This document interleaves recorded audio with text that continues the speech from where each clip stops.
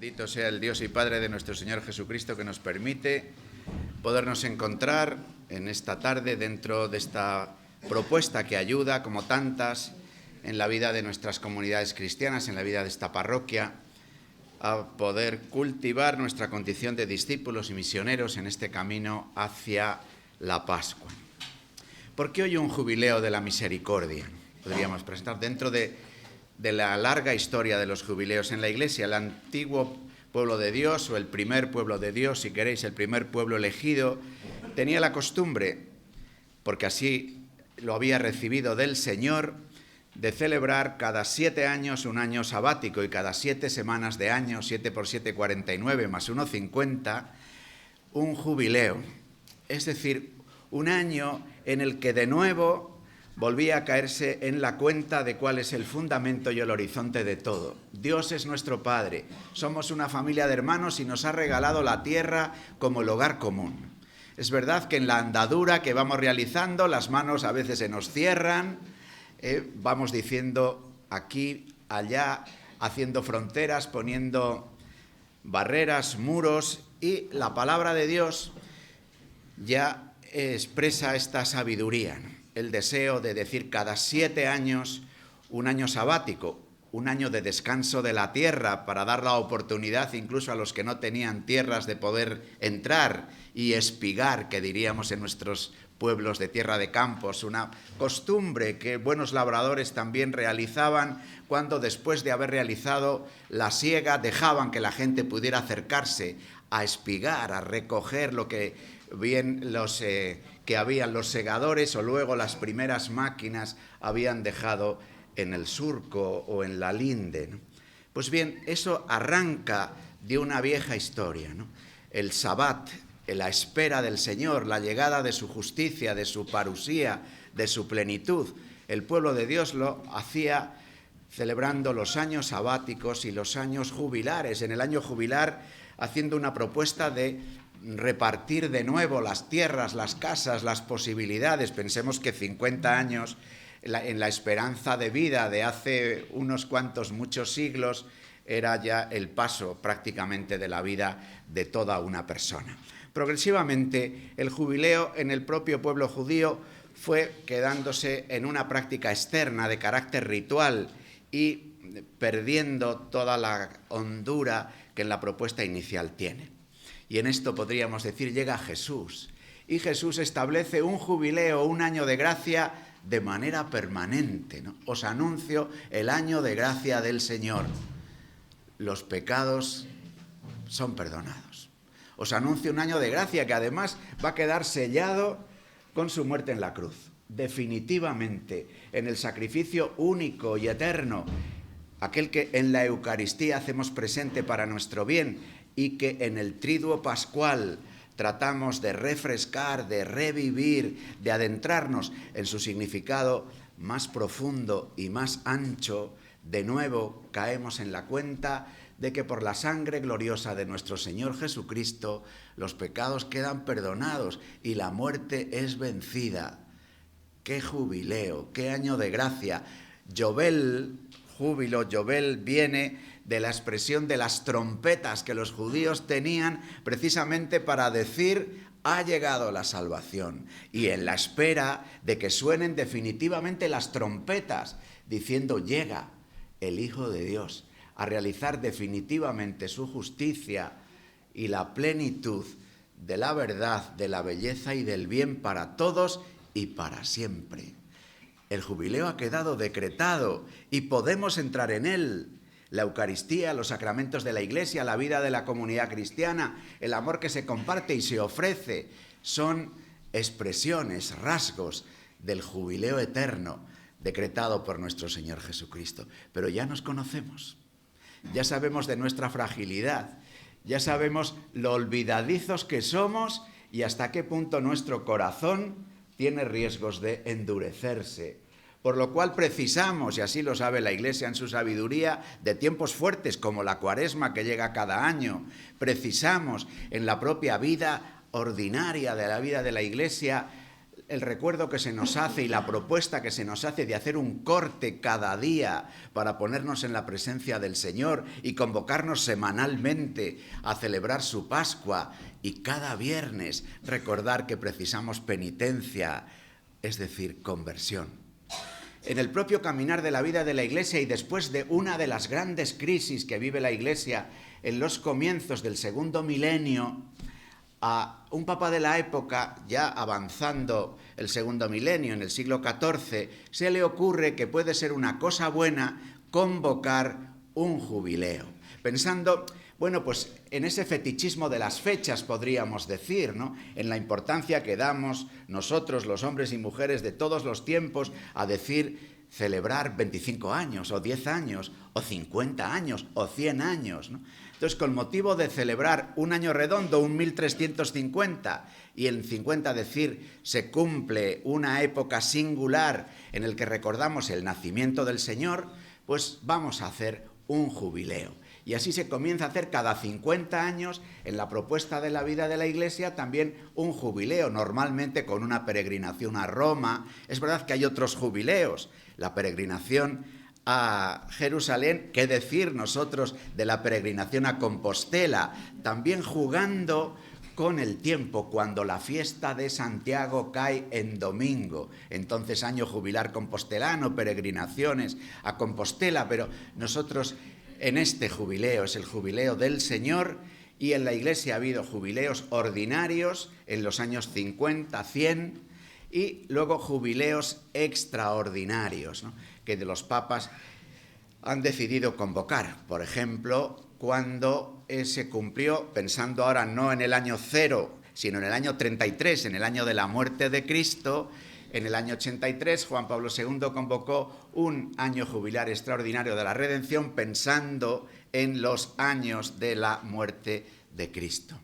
Y hete aquí que el Papa Francisco nos convoca a un jubileo extraordinario de la misericordia, también teniendo en cuenta un acontecimiento, para celebrar los 50 años de la clausura de Concilio Vaticano II, un Pentecostés, de los que de manera singular vive la Iglesia en su andadura, ¿no? 50 años del concilio y además tratar de rastrear, podríamos decir, una veta fuerte que desde el concilio el Señor, a través de la Iglesia y que en el subrayado de los espléndidos papas que ha tenido la Iglesia en este tiempo, de alguna forma ha puesto delante de nosotros. Empezaba preguntando y luego he hecho este excursus por el origen de los jubileos. ¿Por qué hoy un jubileo de la misericordia? Simplemente responde el propio Papa Francisco, porque la Iglesia en este momento de grandes cambios históricos está llamada a ofrecer con mayor intensidad los signos de la presencia y de la cercanía de Dios. Este no es un tiempo para estar distraídos, dice el Papa, sino al contrario, para permanecer alerta y despertar en nosotros la capacidad de ver lo esencial. Este deseo de vivir nosotros como creyentes y poder ofrecer a los no creyentes, a los que se han alejado de la fe, a los que nosotros nos hemos alejado de ellos, a los que no han conocido nunca al Señor, lo esencial. Lo esencial como primer anuncio, no solo porque sea el primero que se haga, sino como que el anuncio que permanezca a lo largo de toda la acción, de toda la vida de la Iglesia. La experiencia de saber que Dios existe, que se ha hecho cercano a nosotros, que ha tomado nuestra propia carne y que nos ha amado con un amor que no se ha detenido ante los límites. Nosotros somos capaces de amar porque somos creados a imagen y semejanza de Dios. Pero por la consecuencia de la herida provocada por el pecado del origen, nuestro amor conoce límites. Nuestro amor está marcado por la correspondencia. Nuestro amor se resiste a atravesar los límites del pecado propio y del pecado de los otros. Me tomarás el pelo una vez, me tomarás el pelo 2 veces, pero 3 o 4 ya no. Me pisarás un día, me pisarás 2 días, me tomarás el pelo un día. conocemos los límites. Nosotros mismos conocemos nuestros propios cansancios, nuestras propias dificultades para amar a quien no nos gusta o a quien no nos cae bien o a quien parece contrario o diferente o enfrentado. Y conocemos además un límite radical, y es que nos morimos. Y se muere la gente a la que queremos mucho. Y además existe una especie de heraldo o de anunciador de la muerte, que son las enfermedades y el envejecimiento y la fragilidad del propio cuerpo. Son límites reales. Cuando hablamos de límites, no pensemos solo en límites morales, pensando qué malos somos, ¿no? Sino en la realidad frágil, limitada de nuestra propia condición. Y hete aquí que el amor del Señor no se detiene en los límites, sino que especialmente de una manera singular toca nuestros límites. Y así decimos que Jesucristo el Señor, vencedor en la cruz, lo es del pecado y de la muerte. Precisamente los focos principales de nuestra limitación, de nuestra fragilidad. Ahí el amor nos llama, en lo que es nuestra mayor miseria. Por eso el amor del Señor se llama misericordia. Por eso Jesucristo es la misericordia entrañable del Padre que se ha entrañado, que ha tomado en la carne de María entrañas de hombre, teniendo además entrañas de Padre de la misericordia. Es un amor sorprendente. Por eso el año de la misericordia es un año para decirle a Jesucristo: Señor, me he dejado engañar de 1000 maneras. Escapé de tu amor, pero aquí estoy otra vez para renovar mi alianza contigo. Te necesito, rescátame de nuevo, Señor, acéptame una vez más en tus brazos redentores. Es el amor misericordioso del Señor, que aparece además precisamente porque es un amor divino, pero que se nos muestra en las entrañas humanas de Jesucristo, en el corazón humano de Jesucristo, en el rostro humano de Jesucristo, que nos permite decir, que le permite decir al Papa, al convocar el jubileo extraordinario de la misericordia, le permite decir misericordiae vultus, el rostro de la misericordia. A lo mejor en Valladolid, ciudad del corazón de Cristo, nos hubiera gustado que el Papa hubiera dicho corazón de misericordia, pero en realidad no es el rostro, y en el rostro los ojos, el espejo del corazón, la puerta de entrada del corazón. Yo en mi edición particular de Misericordiae Vultus he puesto la imagen del corazón de Cristo del santuario, precisamente para unir estos dos iconos, podríamos decir. Pero es que la categoría rostro que utiliza Francisco enlaza muy bien con lo que os decía que era el motivo de Francisco, el motivo, si queréis, en cuanto a los años de por qué este jubileo extraordinario, porque el motivo de fondo tiene también que ver con el motivo de fondo del concilio. Digo que enlaza bien porque la categoría rostro atraviesa las declaraciones de los últimos papas y especialmente el concilio. Así, Juan XXIII dijo un día: ¿qué es siempre en efecto un concilio ecuménico, sino la renovación de este encuentro con el rostro de Jesús resucitado? El Concilio Vaticano II es un Pentecostés cuyo centro es el misterio de Cristo ofrecido a los hombres en el hoy de la historia, como presencia de amor que la ilumina, la transfigura y la lleva hasta su término. 2 son sus líneas de fuerza, que por otra parte las subraya Francisco en su exhortación apostólica programática Evangelii Gaudium. Las líneas de fuerza del concilio son la universalidad de la misión, la universalidad del apostolado. El apostolado no es solo de los curas, el apostolado no es solo de los religiosos y religiosas que se hacen misioneros, el apostolado es de todos nosotros. Como de todos nosotros es, o para todos nosotros es, la llamada universal a la santidad.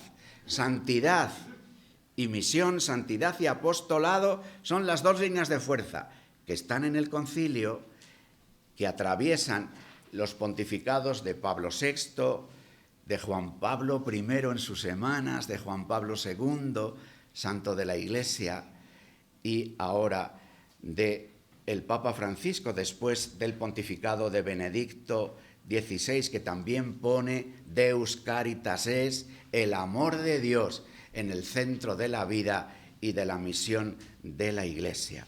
El concilio es acto de contemplación del rostro de Cristo. Fijaros esto que dice Pablo VI. El concilio es acto de contemplación del rostro de Cristo, que suscita una renovación y busca la manifestación plena de la unidad querida por Cristo en diálogo con el mundo. Acto de contemplación del rostro de Cristo. Rostro, si nos fijamos en lo que un rostro significa, en el rostro están nuestros labios, nuestra boca. El rostro dice de palabra, Dei verbum. El rostro dice de capacidad de decir, pero en el rostro también hay oídos. El Señor, que nos dice su palabra, escucha las nuestras. Nosotros que escuchamos la palabra de Dios, estamos llamados a testimoniarla con nuestra propia palabra, a anunciarla, a ser apóstoles, a llevar la palabra del Señor a los que están a nuestro lado. Pero es que la contemplación del rostro de Cristo es como, también por utilizar otra figura querida en la Escritura Santa, como el esposo que mira a la esposa y contemplándose en un coloquio amoroso, esposo y esposa, el mismo amor llama, convoca a la renovación.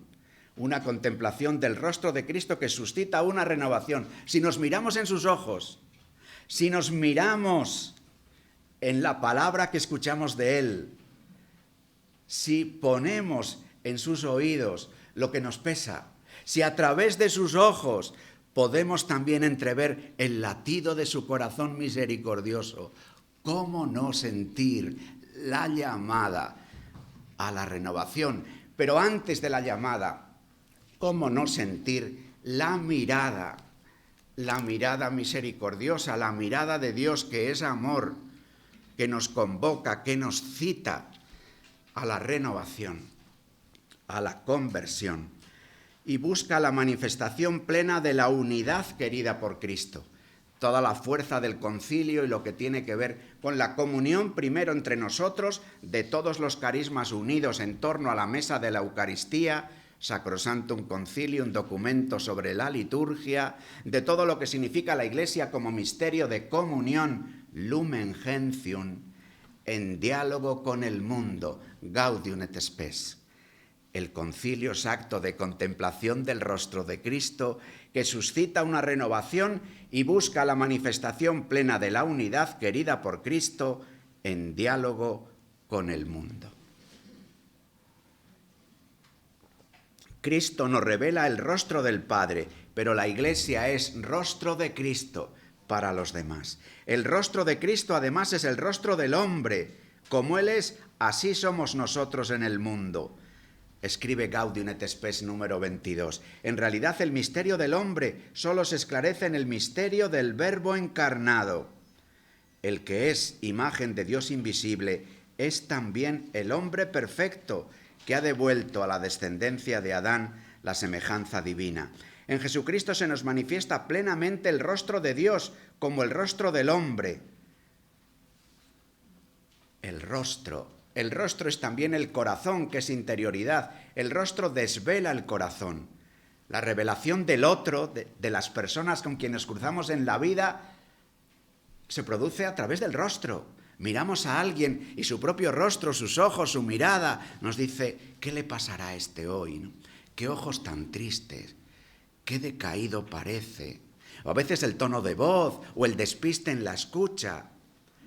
Los ojos contemplan con amor el rostro para encontrar el corazón. Rostro y corazón.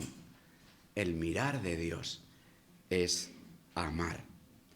Así, Pablo VI, al inaugurar la segunda sesión del concilio, dijo esto, para que veáis que esta categoría no es una ocurrencia de Francisco, ¿no? en el rostro de cualquier hombre, y sobre todo si los dolores y las lágrimas lo han hecho traslúcidos, hemos de reconocer el rostro de Cristo, el Hijo del Hombre. Y si en el rostro de Cristo hay que reconocer el rostro del Padre Celestial, conforme de aquello de que quien me ve a mí ve al Padre, entonces nuestra manera de enfocar las cosas humanas se convierte en cristianismo, que busca a Dios como a su propio centro, de tal manera que podríamos llegar a la siguiente enunciación: hay que conocer al hombre para conocer a Dios.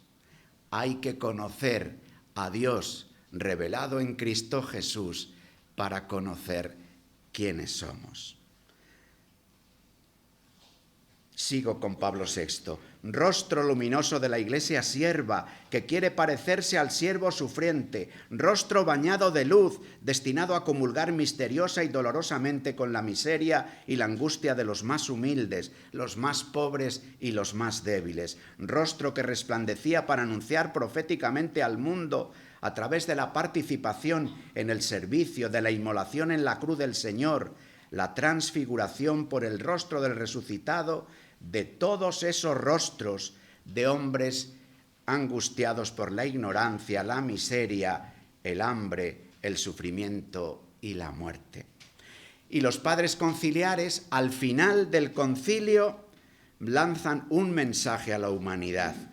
Y dentro de ese mensaje recojo estas palabras: dirigimos todas nuestras energías y pensamientos sobre nosotros mismos, prelados, y sobre la grey que se nos ha confiado, para renovarnos de tal manera que aparezca ante las gentes el rostro amable de Jesucristo, que brilla en nuestros corazones para resplandor de la claridad de Dios. Rostro de misericordia. Rostro que nos desvela que Dios es amor y que en Jesucristo se revela la misericordia del Padre. Iglesia que tiene la misión de anunciar la misericordia del Padre, como el anuncio central, como aquello que debe de resonar en cualquier actividad de la Iglesia, en la catequesis de la Iglesia, como al iniciar en la fe, al enseñar a orar, al enseñar lo que constituyen los fundamentos de nuestra fe, al enseñar a celebrar, al enseñar a vivir, cómo resuene en toda nuestra catequesis que Dios es amor, que su amor es misericordia, que no se detiene ante nuestros límites y que en la fuerza del Espíritu Santo nos da la capacidad de intentar amar así. Nosotros tenemos capacidad de lástima. Lástima, que es una emoción superficial. Vemos la tele, vemos las miserias que le ocurren a tantos conciudadanos, a tantas personas de cualquier lugar del mundo, y cuando lo estás viendo sientes una emoción. Pero luego se acaba el telediario, vienen los anuncios, viene la telenovela, y si te he visto no me acuerdo. Porque la lástima se pasa rápido. Además de lástima, tenemos capacidad de compasión. Es decir, uno se compadece, evidentemente, del dolor de los más cercanos, pero tenemos también compadecimiento de personas que están cerca de nosotros, y eso nos puede mover a hacer algo. Nos puede mover a rascarnos el bolsillo, nos puede mover a decir: me voy a apuntar a dedicar parte de mi tiempo a ser voluntario, decimos ahora, en visitar a unos enfermos, o a trabajar en Cáritas, o a realizar tal o cual actividad con otros desde la vida de la Iglesia o desde otros lugares o desde otros ámbitos. La compasión incluso puede provocar en nosotros un deseo de luchar por la verdad, por la justicia, de testimoniar, de jugarnos algo. Pero la misericordia es algo más. Es una forma de amor divino, es una conmoción de las entrañas. Dice la Escritura: Jesucristo se le conmueven las entrañas, que es algo más que la compasión, aunque a veces nuestros textos de las Biblias digan compasión, que desde luego es mucho más que la lástima. La conmoción de las entrañas es al mismo tiempo amor de padre y de madre. La conmoción de las entrañas es sentir el dolor del otro como un dolor propio. La conmoción de las entrañas surge cuando se tiene verdadera conciencia de familia. Vuelvo otra vez a la televisión. Vemos un accidente de estos tremendos, nos provoca, lo que os decía, una emoción, una lástima, pero se nos olvida. Claro, como veamos en la televisión, en el accidente, un coche que reconocemos, o nos digan que el accidente ha tenido lugar en el Paseo Zorrilla y que han atropellado a unas personas, nosotros que vivimos en este entorno, ¡ay, amigo! Entonces nos levantamos de la silla, llamamos a casa por teléfono a ver si mi padre o mi madre o el pequeño ha vuelto, porque hemos visto que ha habido este accidente. Es decir, pasamos de la lástima a un compadecer que provoca en nosotros un movimiento. Ay, pero como el coche que aparezca en la televisión, pero si es el de mi hijo.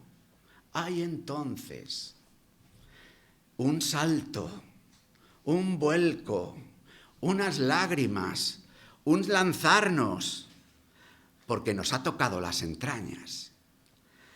Pues el amor misericordioso que solo Dios tiene es sentir la conmoción del corazón, el estremecimiento de las entrañas por todos, porque todos somos sus hijos.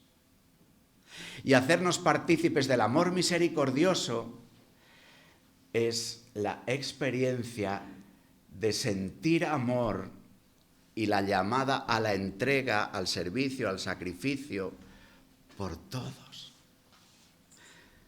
Solo el Señor puede, y nosotros solo en la fuerza del Señor. Este es el anuncio central, es el anuncio esencial, es el anuncio que sale al paso de todas nuestras soberbias y de todo nuestro amor propio.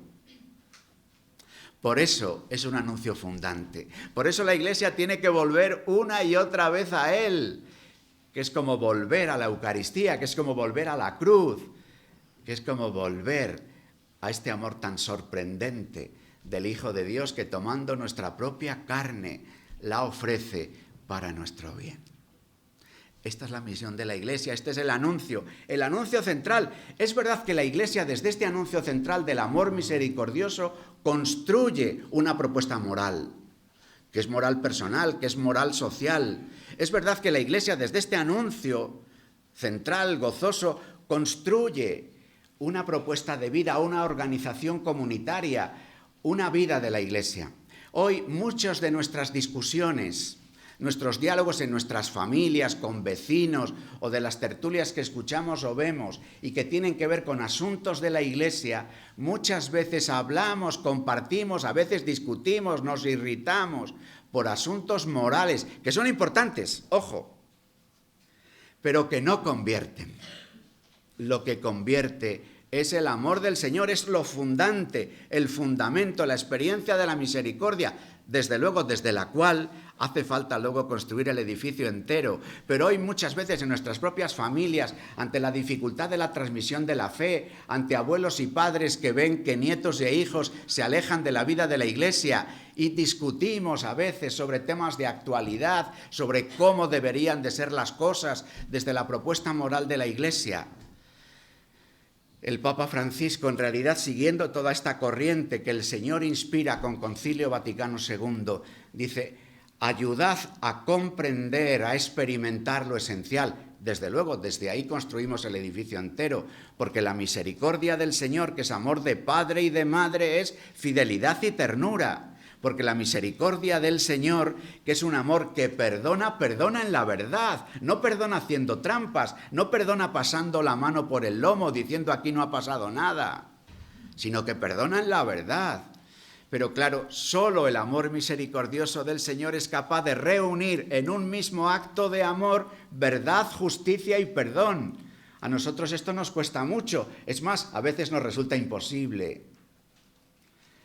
Cómo decir la verdad, cómo poner las cosas en su sitio, cómo ofrecer la justicia del Señor en las categorías humanas y siempre débiles de nuestra realización de la justicia y al mismo tiempo abrazar verdad y justicia con el perdón. Solo el Señor lo puede y solo en su senda podemos irlo haciendo. Bien, pues el Papa Francisco ha propuesto a la Iglesia vivir el Jubileo de la Misericordia como un itinerario del que voy a recordar ahora algún aspecto para concluir y que podamos dialogar un rato, si os parece.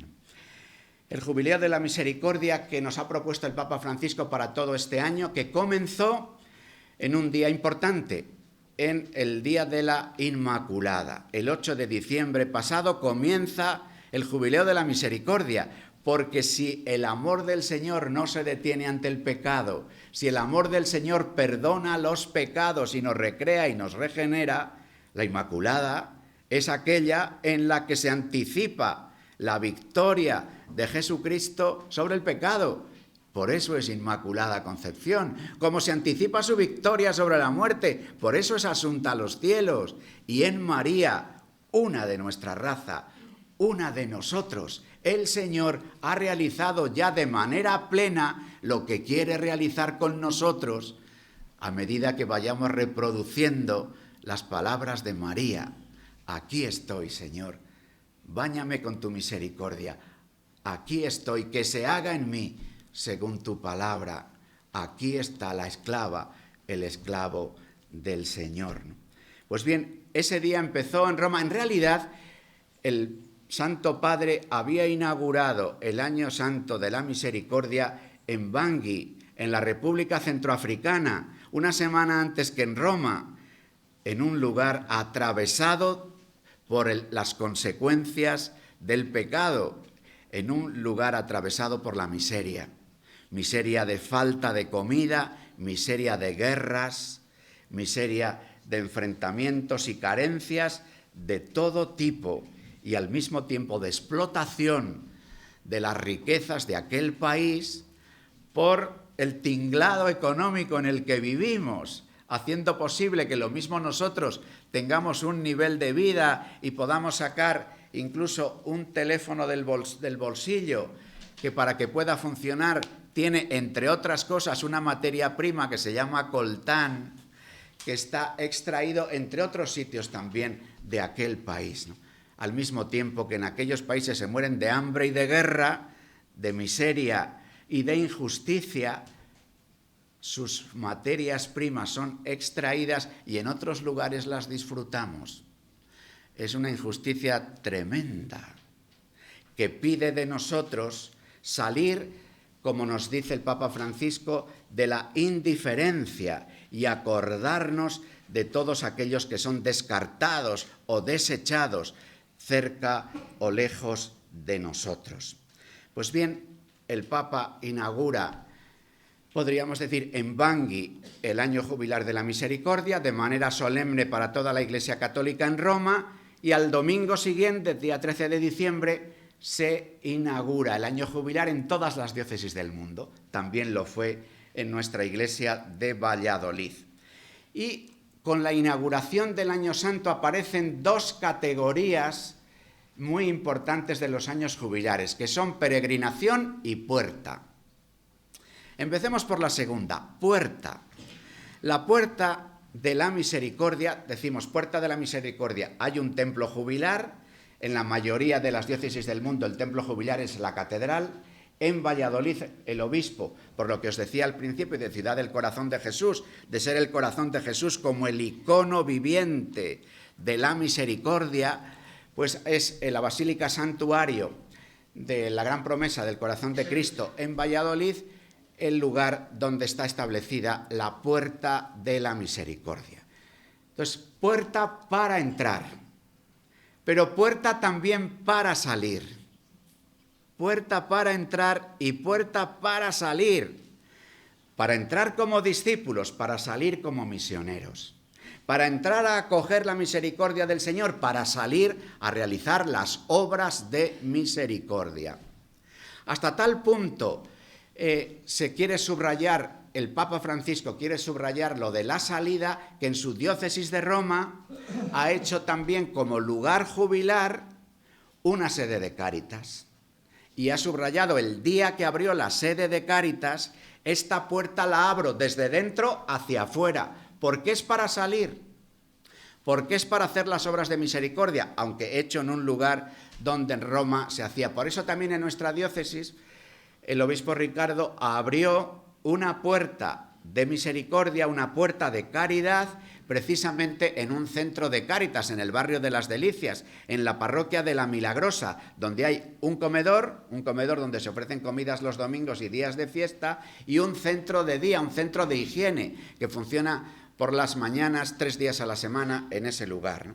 Entonces, allí también la apertura de la puerta fue una apertura hecha desde dentro hacia afuera. Así como cuando hicimos la apertura de la puerta en el santuario, peregrinamos desde la catedral y entramos en el santuario, la apertura de la Puerta Santa en Delicias fue desde dentro hacia afuera, para salir a la calle, para expresar que la puerta nos permite entrar y al mismo tiempo también nos permite salir. Entramos para coger la misericordia del Señor y compartirla, salimos para ofrecerla, para testimoniarla, para anunciarla.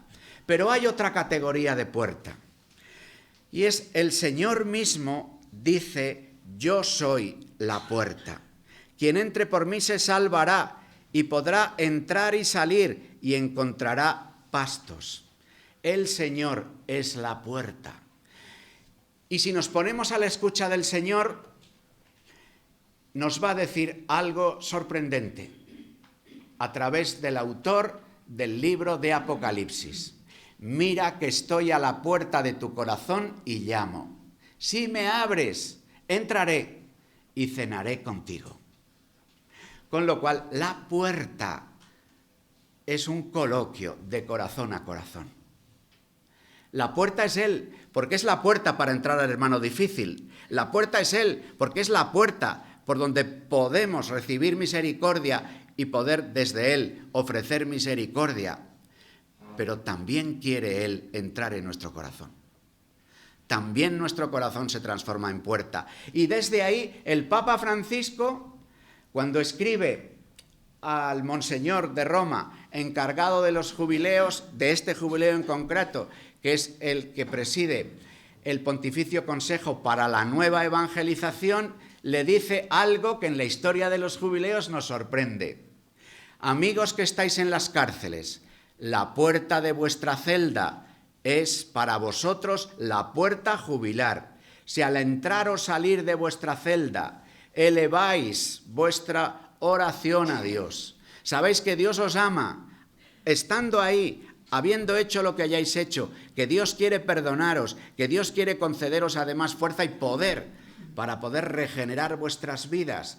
La puerta de la celda de una cárcel se transforma en puerta de misericordia. Y escribe Francisco a los enfermos y dice: enfermos, que lo mismo decís, ¿cómo yo voy a ganar el jubileo si no puedo salir de casa? ¿Cómo voy a ir al santuario o a Las Delicias, a la parroquia de La Milagrosa a ganar el jubileo? Enfermo que estás en la cama, tu cama es la puerta de la misericordia.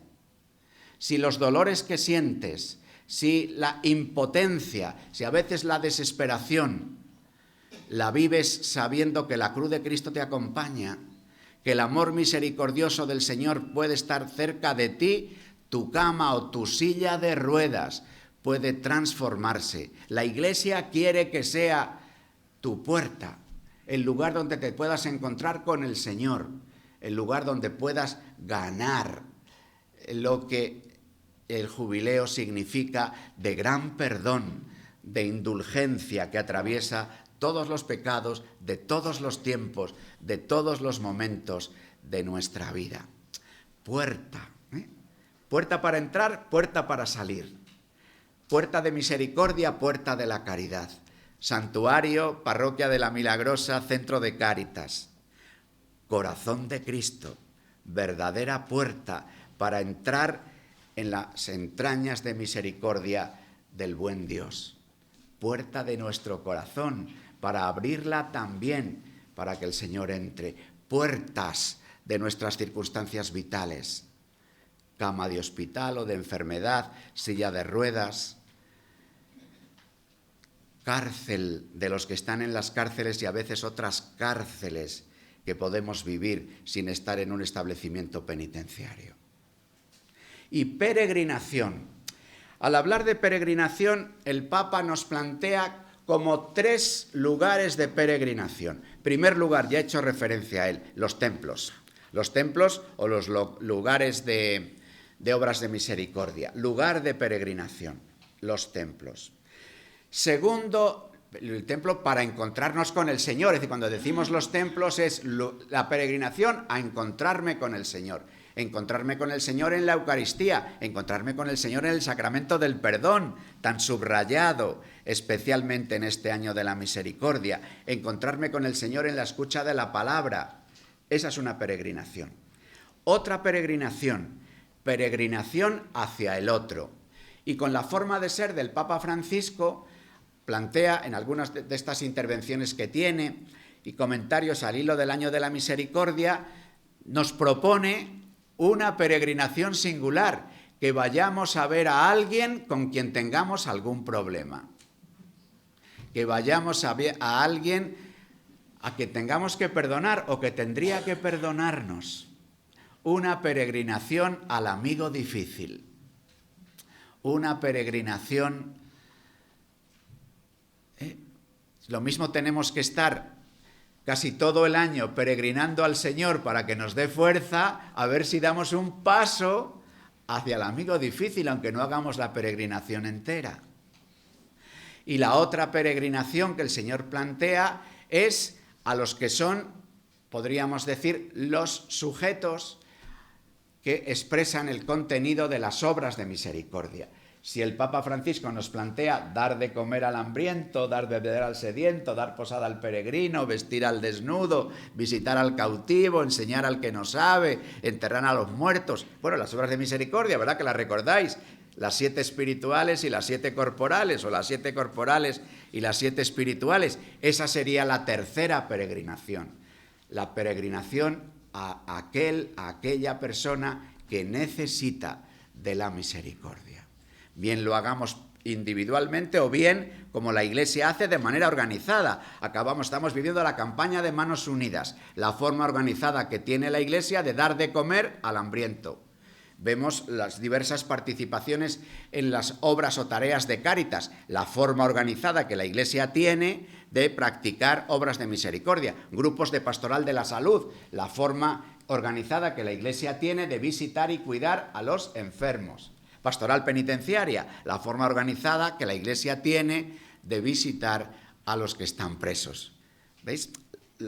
Lo tenemos esto organizado y el año jubilar de la misericordia puede ser una buena ocasión para renovar esto que hacemos en el campo de la acción social de la Iglesia.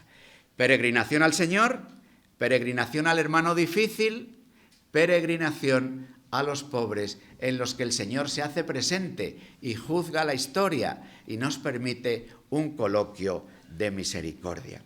También, y quiero ir terminando, el Señor se nos hace presente y el Papa, por tanto, al darnos pistas, dice, para ser capaces de ejercer la misericordia es necesaria la escucha de la palabra de Dios, buscar el silencio para meditar la palabra y al contemplar la misericordia para asumirla como estilo de vida. En esta hoja que os han entregado aparecen ahí unos textos que nos ayudan a acercarnos al Señor de la misericordia. Por una parte, el texto de donde está tomado el lema, misericordiosos como el Padre.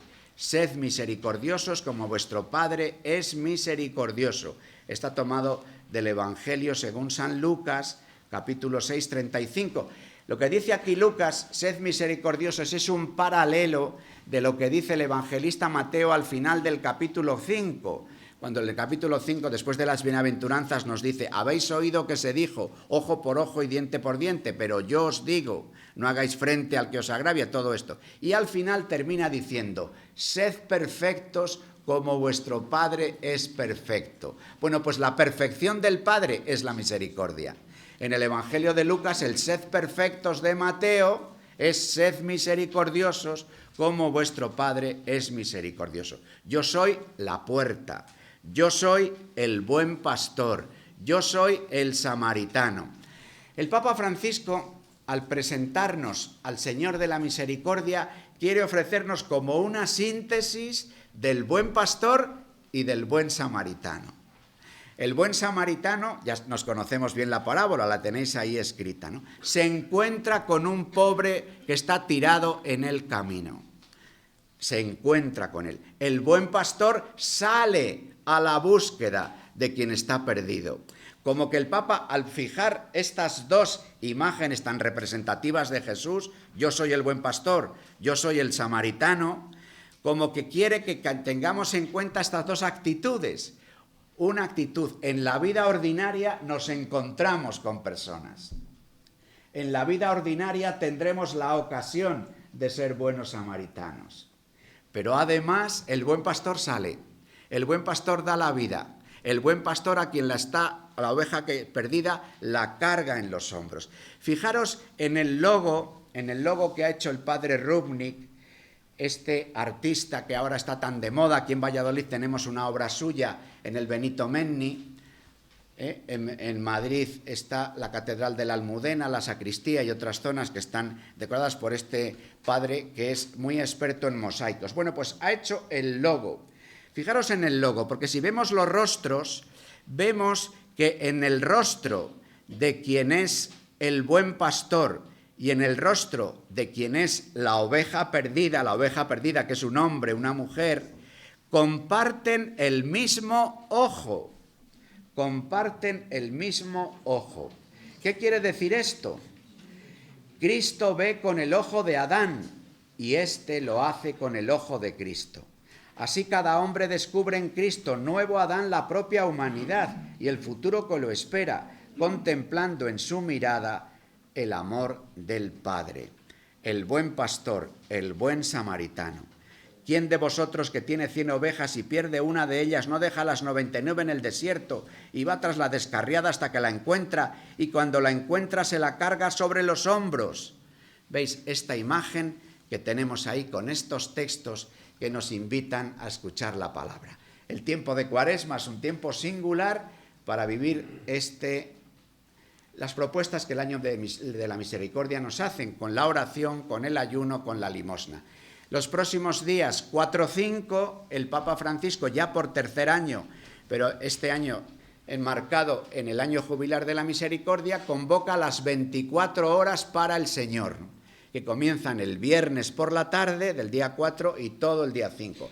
Nos invitan a que en cada diócesis al menos haya algún templo abierto las 24 horas y que en las parroquias, nosotros hemos hecho la propuesta de que en cada arciprestazgo hubiera al menos un templo donde las 24 horas para el Señor pudiera estar abierto, con sacerdotes dispuestos para la escucha de la confesión, y también que en nuestras parroquias en ese día hubiera un horario extraordinario, podríamos decir, de adoración del Señor, de escucha en el sacramento del perdón. Por eso también hemos hecho unos pequeños folletos para ayudar tanto a la confesión como a la hora de la Eucaristía, una pequeña catequesis sobre la Eucaristía y sus diversas partes.